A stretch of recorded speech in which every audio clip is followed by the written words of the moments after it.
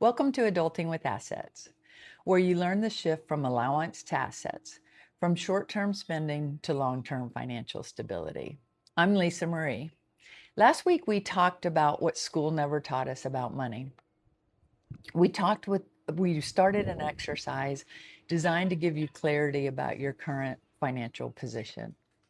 This channel is about building strong financial habits, and habits are built 1 week at a time. Each week, we'll focus on one intentional exercise to help you understand and strengthen your financial foundation. Most financial stress doesn't come from not making enough money. It comes from not knowing what's really happening. And being vague is expensive. When I was 23, I started in the mortgage lending world and I 100% commission. No salary, no guarantees, just me, my work ethic, and 2 months of savings. That's it. People told me I was crazy. But here's what they didn't know. I knew my numbers. I knew what I needed to survive. I knew what my monthly expenses were. I knew exactly how long I could go without income. That clarity didn't eliminate risk, it eliminated panic. And that's where financial confidence begins. If we're going to build financial confidence, we need starting points. And today, we're talking about 4 money habits that change everything. Here's what no one explained in school. Habit 1, know your numbers. Financial stress often comes from not knowing. If you don't know what you spend, what you owe, what you earn after taxes, how much using a credit card actually costs you, you can't improve it. You can't manage what you don't measure. And this isn't about shame. It's not about judgment. It's about clarity. I've worked with people who earn 6 figures and feel broke because they never slowed down long enough to see where their money actually goes. I love this quote from Dave Ramsey.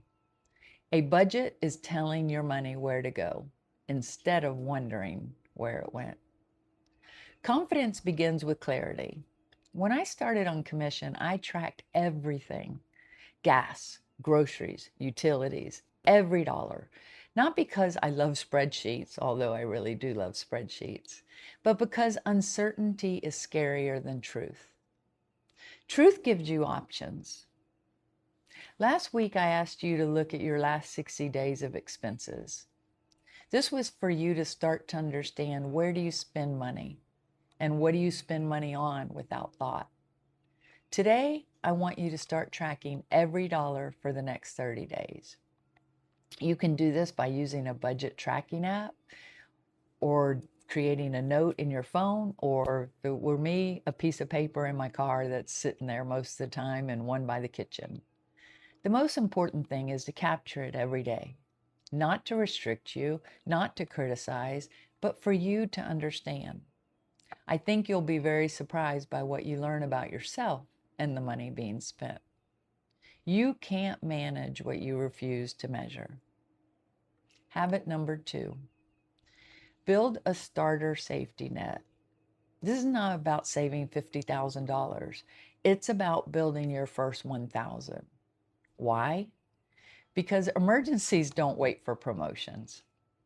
Your car doesn't check your bank balance before it breaks down. Your dog doesn't schedule surgery around your bonus. And life does not coordinate with your income growth. It never does. And when you don't have savings, small problems become financial emergencies. But when you do, savings turn chaos into just an inconvenience. When I stepped into that commission job, I had 2 months of expenses saved. It wasn't a fortune, but it was enough to let me breathe. That cushion gave me courage, and courage allowed me to build. Even $25 or $50 a week builds momentum. Momentum builds identity. Identity changes your behavior. Behavior changes your habits. Habits change your character. And character determines your destiny. You stop saying, I'm bad with money. You start saying, I'm building my future. That shift It matters. It gives you permission to succeed. Habit 3, stop financing your lifestyle. This one might sting a little bit. If you're financing furniture, phones, vacations, clothes, makeup, you're borrowing from your future comfort. Credit is not evil, but dependency is. Credit used wisely is a tool. Used emotionally, it becomes a trap. I've seen young professionals make great income, but their paycheck is spent before it even arrives.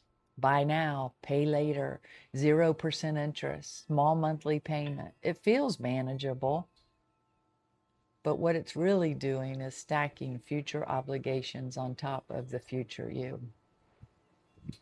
Wealth grows when patience replaces impulse. One of my favorite rules, which means nothing, but Lisa Marie adapted a commitment to self, which in return became a LM rule. And I'm sure you'll hear a few of these along the way. It's the practice of delayed gratification.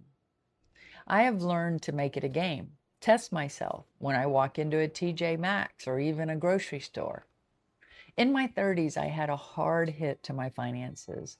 I thought I was going to have to file bankruptcy, but I made a commitment to change how I was thinking about money, and I committed to not touching my 401k either. Another LM rule. So I made a commitment to myself. I would not buy it if it wasn't on the list. What I found interesting was this created out of necessity, but then became a habit. It truly has made a mark in my financial statement.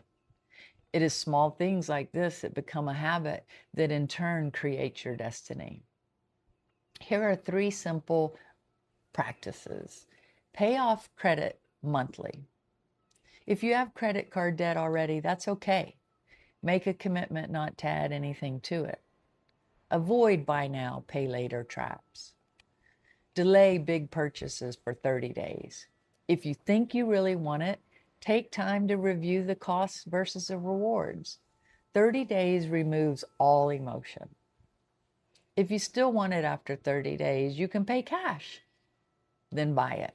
If you can't pay cash, don't put it on the credit card. That's discipline. And discipline creates freedom. Wealth grows when patience replaces impulse. Let me say that again. Wealth grows when patience replaces impulse. Habit 4, automate one good decision. One reason people feel overwhelmed is because they try to fix everything at once. Don't. Automate one good decision, just one. A weekly savings transfer, a retirement contribution out of each paycheck, an extra $50 towards debt. Automation removes emotion, and emotion is expensive. When money decisions rely on willpower alone, you will lose. You'll lose when you're tired, you'll lose when you're mad, you'll lose when you're depressed. Systems actually protect you from yourself. Your future is shaped more by your systems than your intentions. And small automated habits compound quietly over time. This reduces overwhelm. These habits aren't dramatic. They won't trend on social media. They won't make you look rich overnight, but they work. I've seen it in my own life, from a 23-year-old on commission with 2 months of savings to building long-term stability and assets over decades. I made mistakes along the way, and that's why I have this channel, is to help you know what my mistakes were so you don't make them. I built those assets over decades, not from hype, but from habits. If you feel overwhelmed financially, don't try to fix everything today. Start with clarity, build a cushion, use credit wisely, and automate one good choice. That's it. Wealth isn't built in moments, it's built in habits. And this week, we start with one. If you're serious about building steady money habits, this channel is for you. We're building financial confidence step by step. Take what fits, leave the rest. And if something here saves you one hard lesson, it was worth the conversation. And that's Adulting with Assets. And I'm really glad you're here. See you next week. Bye.